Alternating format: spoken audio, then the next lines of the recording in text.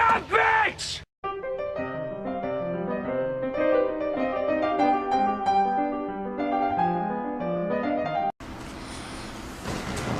The Black Plague. The Spanish Inquisition. The Brady Bunch reunion. 1995. An interesting movie came out that was based around a television show that originally happened in Japan, but then it was turned into an American thriller for a lot of people of many generations to remember. Do you remember Mighty Morphin Power Rangers? The original. Yes, with, you know, Jason, Tommy, Kimberly, Zach, Billy, Trini, all of them. I think Aisha was down there. Well, you know, we're talking about the first generation. And then it switched around to second gen where, you know, Jason left and Trini left and Zach left. And we got Adam as the Black Ranger, Aisha as the Yellow Ranger, and then we got Rocky as the Red Ranger. But Tommy didn't come back as the Green Ranger. He came back as the White Ranger. Mm-hmm. Do you know they made a movie out of that? Which was called Mighty Morphin Power Rangers, the movie. Now, what do you remember about, like, the first start of the movie? Well, they were skydiving out of a plane. Yeah, the most random, like, opening for a movie. Yeah, they were like skydiving for a competition to get money. Was that competition charity event? Yeah, it was like a charity event, yeah. And of course, Bulk and Skull were in this movie. Yeah, and they dove out of a plane too. Yeah, way later. Way fucking later. Right when the plane was about to run out of fuel. You know, that was interesting, yeah. And I mean, we had like still the iconic actors, you know, from the second gen Power Rangers. A couple of them being, you know, like Jason David Frank coming back as Tommy. Steve Cardenas, he came back as Rocky. You know, Amy Jo Johnson came back as Kimberly. You know, just those people right there. You know, they came back. You know, and of course David Yost came back as Billy. And, you know, who was the main villain of this movie? Not counting Lord Zed. Of course, not counting the iconic Lord Zed.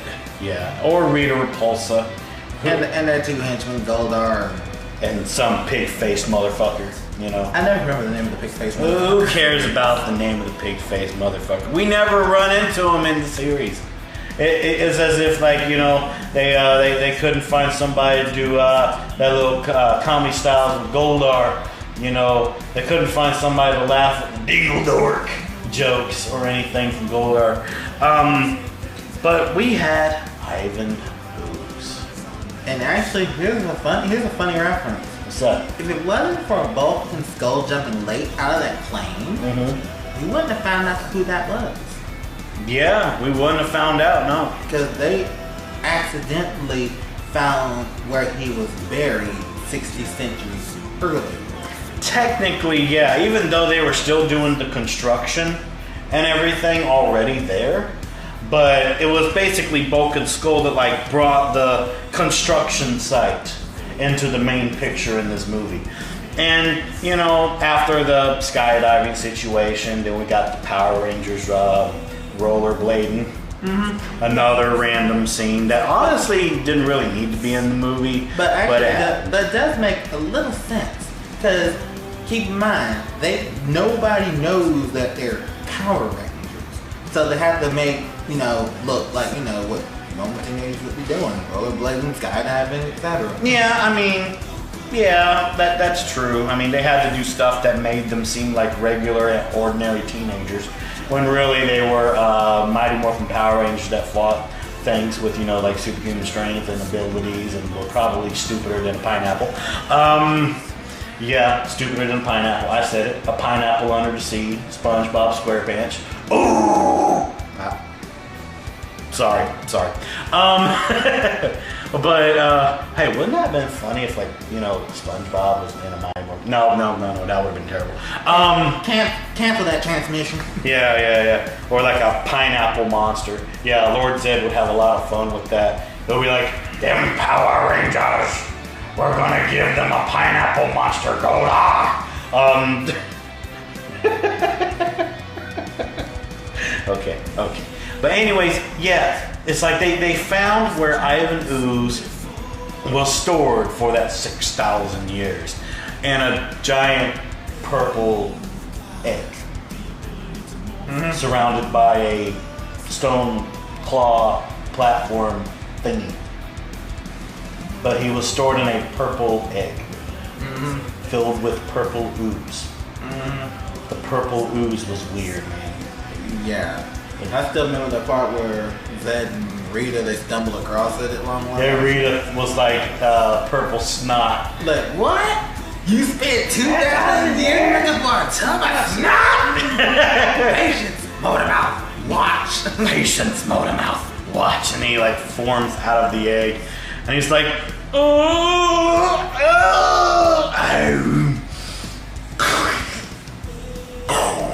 And he's like, there, gentlemen, the ooze is back. And then goes like, yeah, like that. He's so handsome. And then I was like, well, bang. And I'm telling you, it's like, I think a lot of the comedy relief didn't really come from like Ivan himself. I think most of it was carried by Goldar. Because like Goldar was acting like a fucking fanboy throughout the whole movie. Like his allegiance like just kept switching because he was scared about what Ivan was going to do to him. You know? Like, okay, like for example, you know, like while all this is going on, you know, the Power Rangers, they get called to the command center by Zordon. You know, and, you know, of course, you know, we got Zordon stuck in his, you know, tube of life and time warp. And we have Alpha 5 still doing his, you know, well-known Zordon.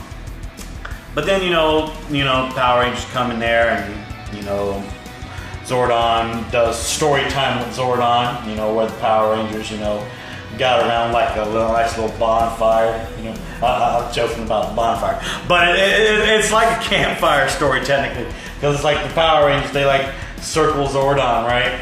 And like Zordon tells them about 6,000 years ago, a morphological being known as Ivan Ooze ruled the world. You know what I'm saying?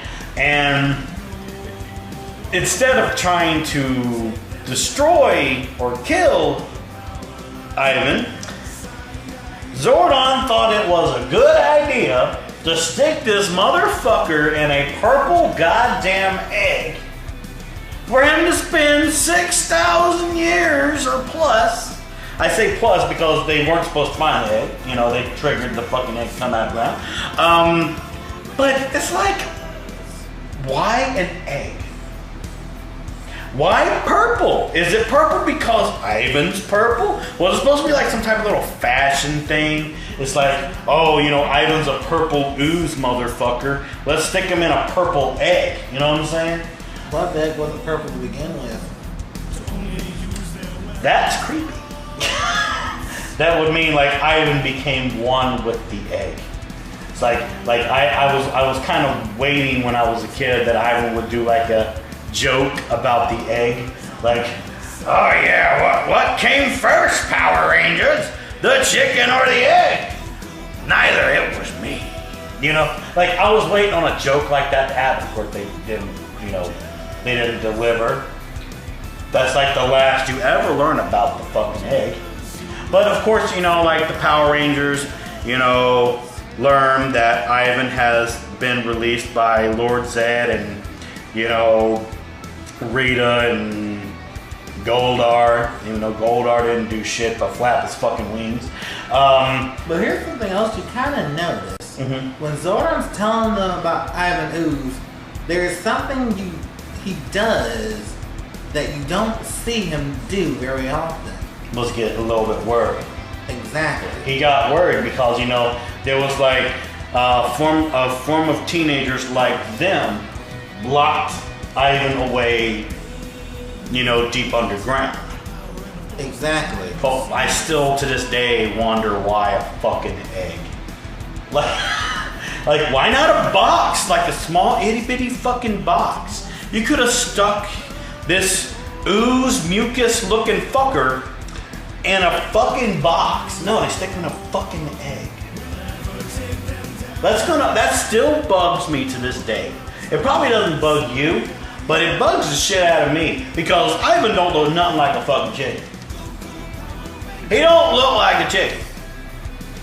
But anyways, you know, they find out that Ivan's escaped and they go over to this construction site at night to go and confront Ivan. Of course, he's morphed into a security guard and he reveals himself to the Power Rangers and some interesting choice of words get exchanged from the Power Rangers. Like Kimberly says, "Ew, gross," and you know, Ivan's like, "You're too kind. Allow me to introduce myself. I'm the galactically feared, totally vile, universally despised. They call me Ivan. Well, pack your bags, because we're gonna take you right back where you came from. Ah, a teenager with a big mouth. Not much has changed in 6,000 years." And then, you know, Tommy's like, you know, he's like, "We're the Power Rangers." And then I was like, "Whoa, where's my autograph book? Ha! Power Rangers, huh? So, Zordon still uses a bunch of kids to do his dirty work." Reference. Yeah, I know, right? And then he's like, "Ha! Meet my kids!" And then, like, this whole fight scene goes on with the little ooze monsters. We never know what they're called. I just call them ooze monsters or ooze goons. Well, the thing is, they didn't stay long enough in the movie for them to have a title, so what difference does it make? Yeah, even though there was like a lot of like flashy fighting that was going on, you know. But then again, that was Mighty Morphin for you. You know, they did all like the little backflips and puns and, you know, the little like poses that they did when they like hurt one of them. But this was like that one time where these things were not like the Buddy Patrol. You know, they were overpowering them in human form. And then they did like the morphing sequence. Why the fuck did they get the morphing sequence wrong? It's like it's supposed to go Mastodon, Pterodactyl, Triceratops, Saber-tooth Tiger, Tyrannosaurus, and then, you know, Tigerzord.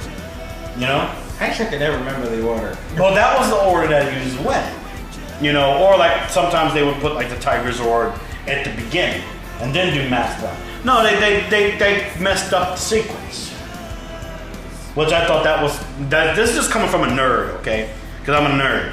It's like, they couldn't even get that right. Now, the suits were not that bad. I kind of enjoyed the suits. You know, I just didn't understand why some of the suits had like certain upgrades. Like, for example, it's like, oh, you know, Saber-tooth Tiger has headlights. Or Tyrannosaurus Rex had a scope where you could like see things through walls.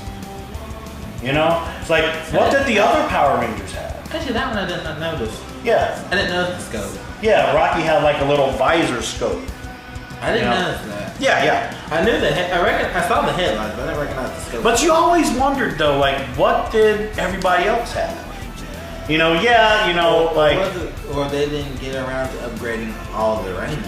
Maybe, I don't know, because, you know, well, Kimberly had the Thunder Whip. Even though that wasn't really thunder, it was just a whip that, you know, like shot out a whip and like touched them, and Kimberly got very, very cocky. She was like, bye-bye, gotta love it. You know, but that was actually kind of fun, you know. And then there was like the whole little air kicking sequence that happened with Tommy as the White Ranger. Like he did like this dive off of the top beam of a constructed building. and he did like this little drill kick shit with both of his feet. Mm-hmm. Yeah, that was actually kind of fun. But then it's like, while this is going on, Ivan finds the command center. I still remember that sequence. Yeah, like Alpha. Sudden told me that the Rangers were too late. Ivan is on his way here. Yeah, I know, right? Don't worry, nobody can enter the command center without a power coin. But then it's like Ivan oozes himself past the door. Well, almost nobody. Yeah. Let's see if we can like get the references. Like, okay, hold up. It's like he oozes through the door, and Ivan's like, he's like, hey, pretty fancy spancy. I get you invest your money well over 60 centuries. You can buy something pretty nice. No. Uh-oh. And then it's like, you haven't changed, Ooze. You still pick on creatures smaller than yourself. I put a sock in it, Z. 10 minutes down the egg and I'm already listening to one of you locked me in your stuffy little hyper-lock chamber and talked me to the death like yesterday's trash. You know what it's like being locked up for 6,000 years? It's boring. Not to mention I had a Charlie horse sister Renaissance. You haven't won, Ooze. You locked me in my prime.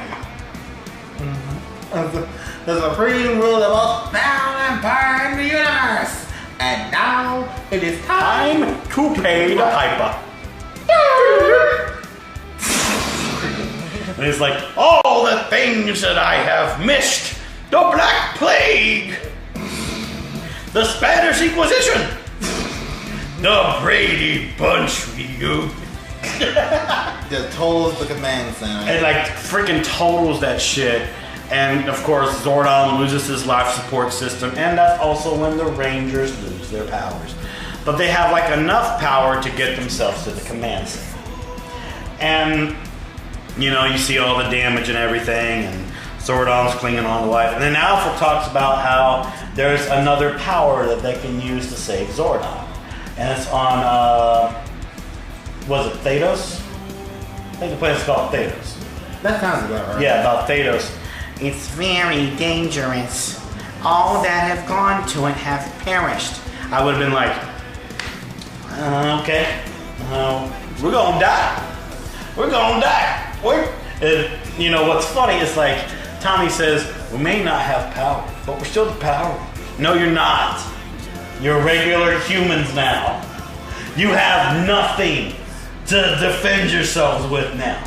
Your karate is not gonna save you anymore. You know what I'm saying? It's like, you're fucked. Alpha's sending you on a death mission. You know, but he still has like enough power to send them to Thanos, and you know, then that's where Ivan goes to Lord Zed's pad.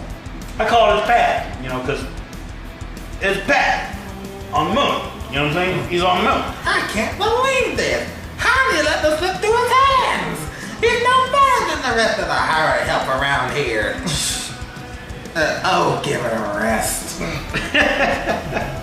And then, Ivan decides for comedy relief, he locks them both into a snow globe and puts them up on a little pedestal. And, Let it go, Barnett! It gives you don't trust anyone in this galaxy. Oh, I love snow globes. Earthquake!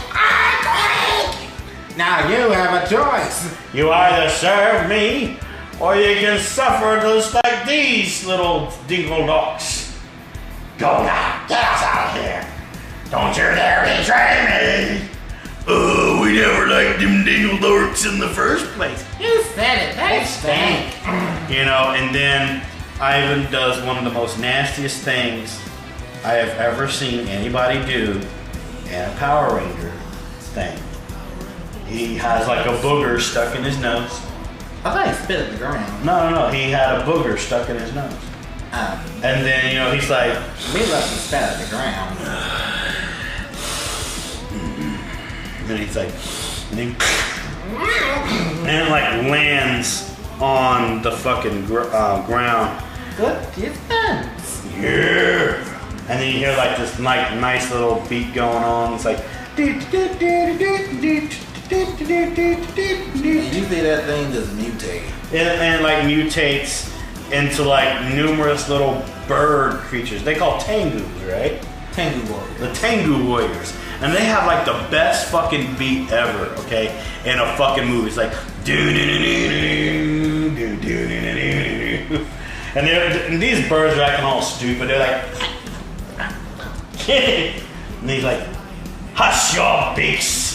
Now, my Tengu warriors, you will fly to Thedos. You will find the Power Rangers, and you will tear them apart. And then they just like fly to Thedos. Like these booger fuckers know where to go. Okay? And it makes you wonder. Yeah, it does. Then you kind of figure out later, a little bit later on. Yeah. When the Power Rangers get to, I think it's Thedos. Yeah, Thedos. There you go, Thedos. Yeah. But continue. Then when they get to Thedos, what Alpha said is true. Those who have been there had parents, because not long since they arrived, they see skeleton remains of people that have been there. Oh yeah, and then the Tengus find them, and it's interesting how they find them, because they find. Is it Rocky and Kimberly first? I know it's Kimberly and one of the other. I think it's Rocky. Whoever the Red Ranger was. Rocky. Yeah, Rocky.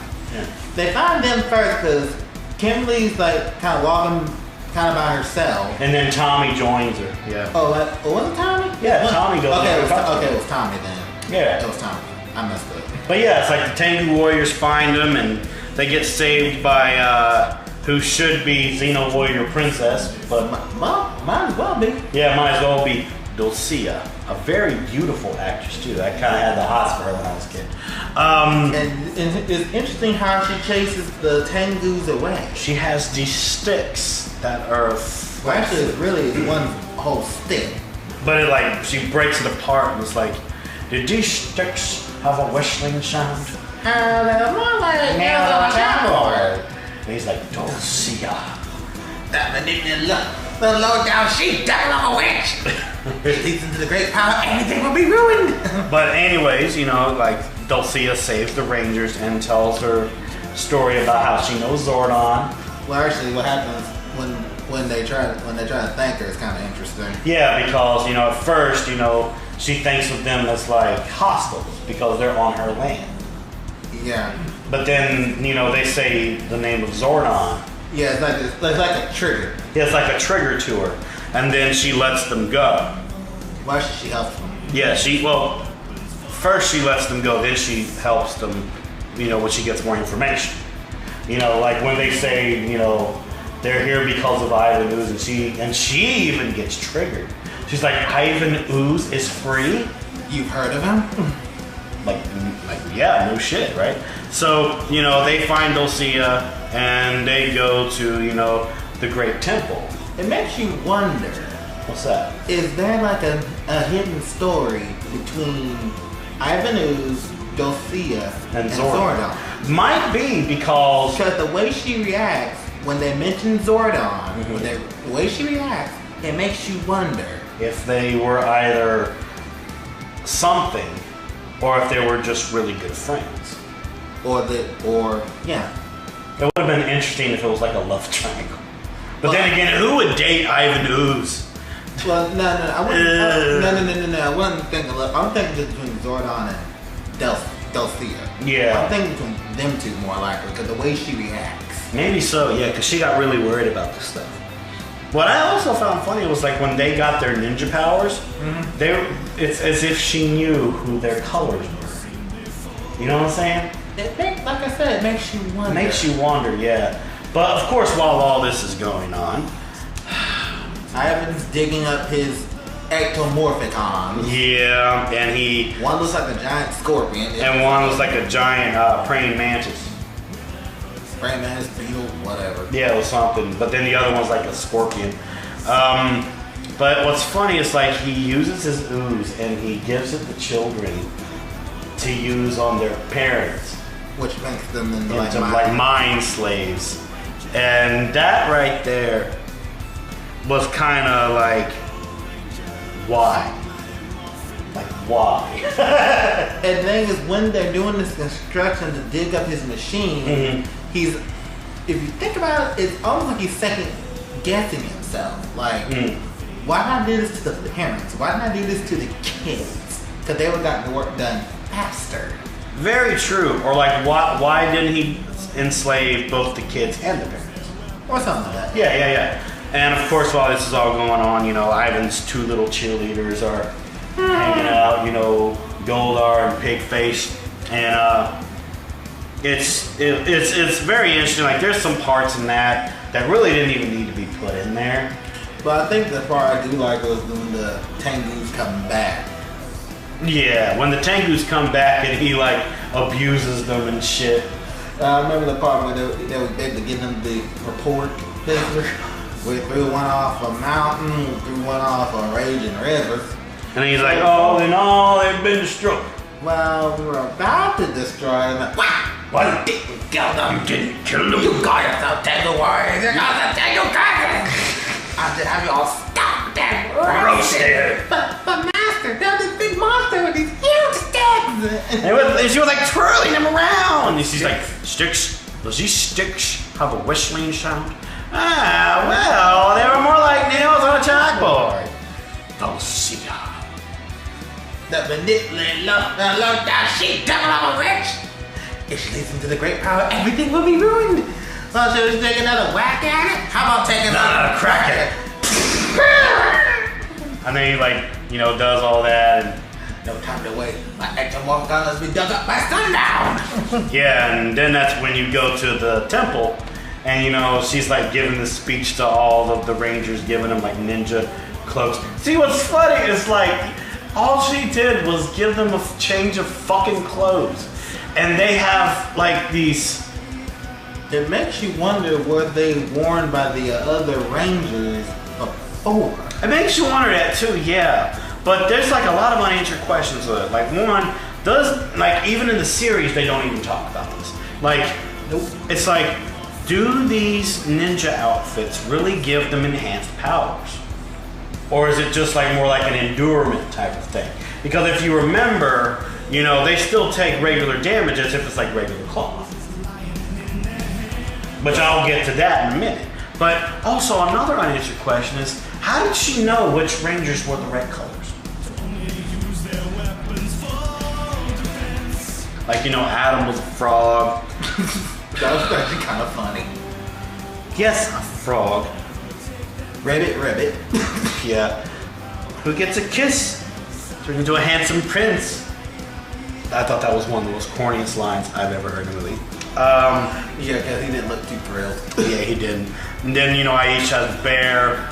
And what's funny is what they gave Rocky. He gave him an ape. They gave him an ape? I can't remember what they gave him. They gave him a freaking ape. Yeah.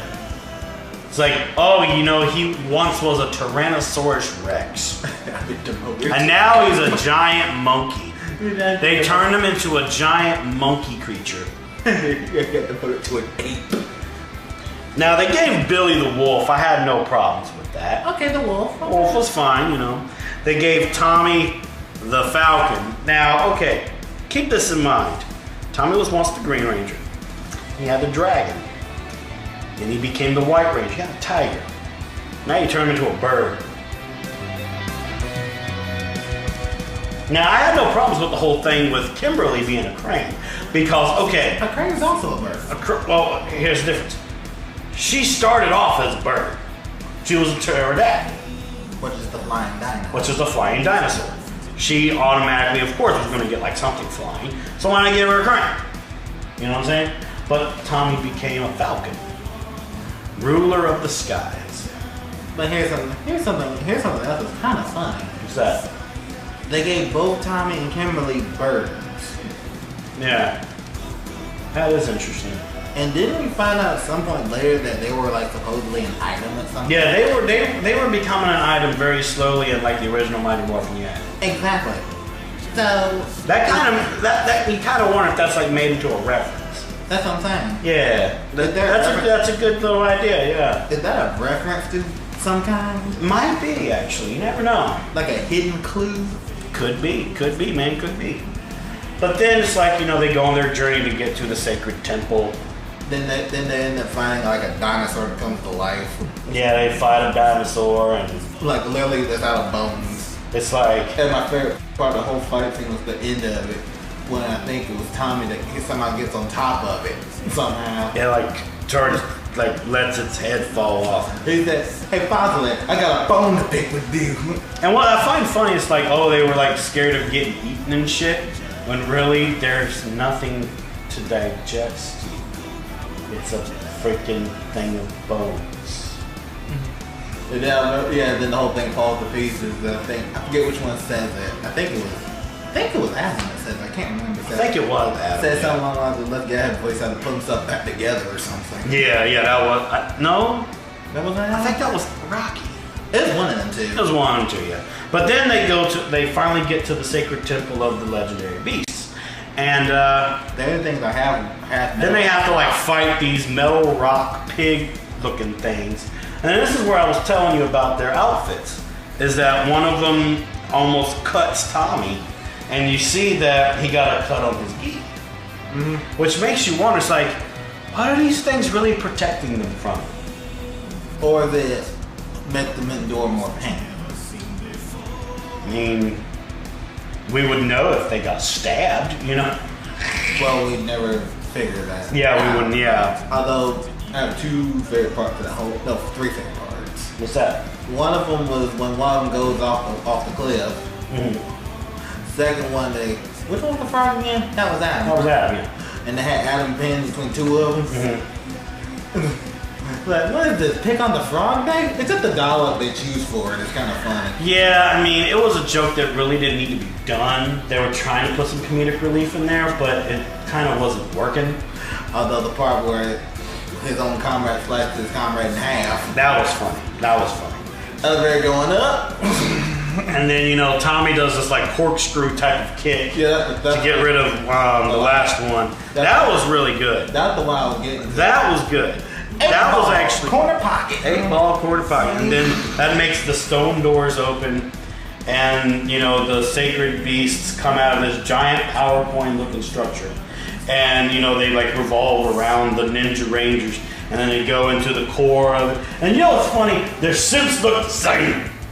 They look the same as their original suits, but a different like little shaping of the helmet. And different icon. And different point icon. Yeah. But we can go on about that. That's just weird. And then of course I found it cool. Well, it was cool, yeah, but there was like really not many changes to the suits. Well, that should have been a good thing because the suits changed dramatically, and now all the hardcore Mighty Morphin fans would have been disappointed. They're like, why did you change the suits and all this stuff? This, that, and other jazz. Yeah, but I still miss Saba. Yep, Saba never returned after this movie. That poor sword. Damn it. So then they take their powers and they get back to Angel Grove. While that was going on, Ivan gets his ectomorphicons up and running and sends the adults to jump to their doom. Well, leap to their doom. No, leap. Same damn thing, yeah. But, the children are trying to stop them, and Bulk and Skull just so happen to help this little kid. Fred. His name's Fred. He doesn't look like Fred. He don't look like Fred. Oh well. Why'd you have him give him like a name like Fred? That's the best you could do, Saban. Fred. Fuck. So yeah, the ectomorphicons, they're like, Rampage and Angel Grove, and Power Rangers get back. They get their Zords. Their Zords are different.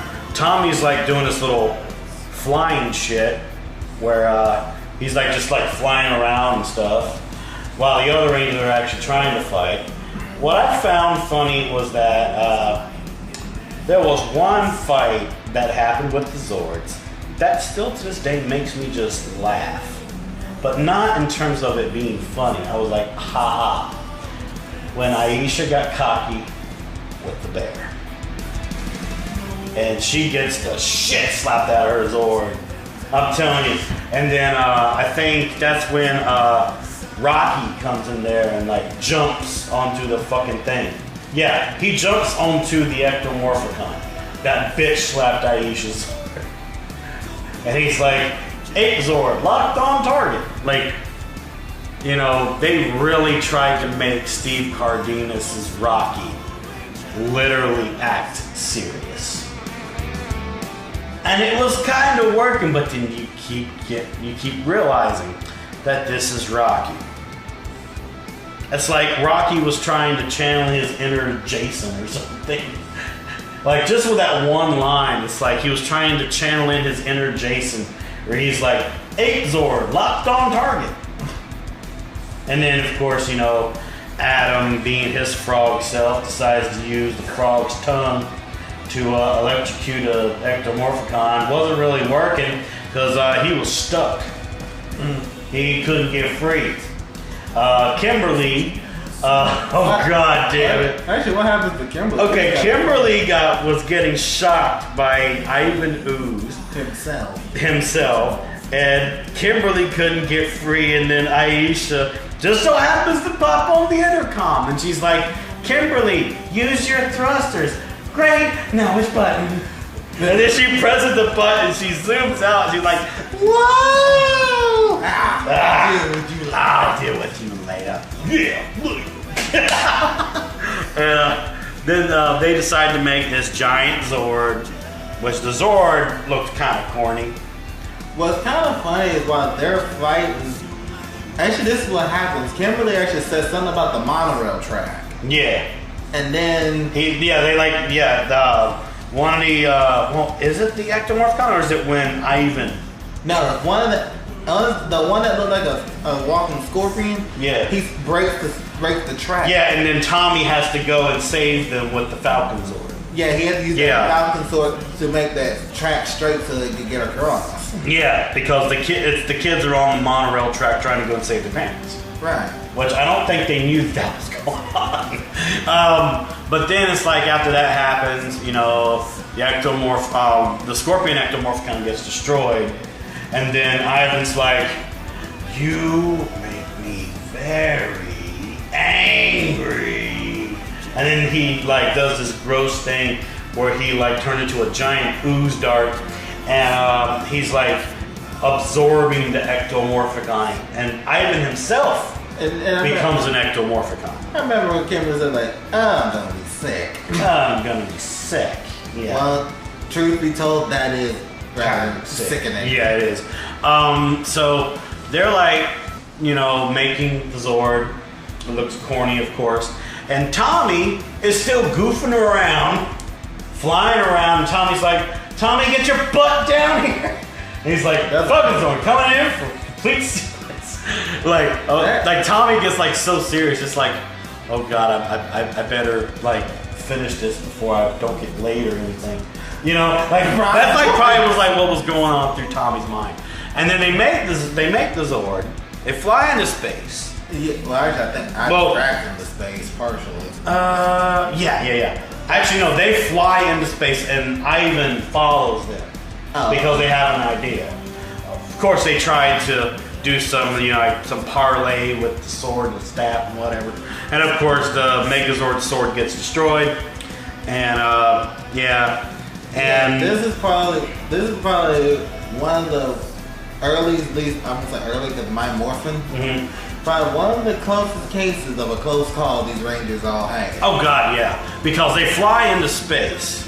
Ivan's chasing after him, and Ivan's like trying to, you know, what was it? He like grabs the Zord and then he says something to them. He's dragging them into the path of the comet. Yeah, he was trying to drag them into the path of the comet. Thing is, that's what they were trying to do, but they didn't plan on being grabbed in the process. Yeah, they were going to try and get Ivan hit by the comet, which he ends up getting hit by the comet, of course. Actually, I remember I like the dollop that happened just before. Which is? Remember he goes, have you hugged your sword today? Yeah. And then, okay, one of the funniest parts ever was how they got him to get hit by the comet. They do a fucking knee to the groin. It's funny how it happens too. Yeah. It's like, desperate times call for desperate measures. Oh god, yeah. What are you doing? Taking care of business. And then the Zord like knees Ivan into the groin. And he just floats right into the comic. He just like floats right into the comic. And then, Celebration of the Power Rangers and Bulk and Skull get jealous because it's not, thank you, Bulk and Skull. And then that's technically the movie. That's technically the movie. But here's the best part. It's one of them rare moments that there's still a little bit of movie. Oh, I know what you're talking about. Go ahead and say it. Okay, remember the part at the end when the credits are like showing the main characters? Mm-hmm. There's this part where Goldar is sitting in he's sitting in Lord Zed's chair. I am King Goldar, Master of the Universe. But here's the best part: when Lord Zed and Rita come back, and Zed is pissed as hell. Yeah. And the pig and the Goldar looking like, ow. Yeah, that's just fucking awesome. Like, I am King Goldar, Master of the Universe. I do a great Goldar. I've had people tell me I do a great Goldar. So yeah, that's basically the movie. One of the better Power Ranger movies I've seen. Yeah, I think it's better than Turbo. But the thing is that I still think the jury's still out on this new one that came out.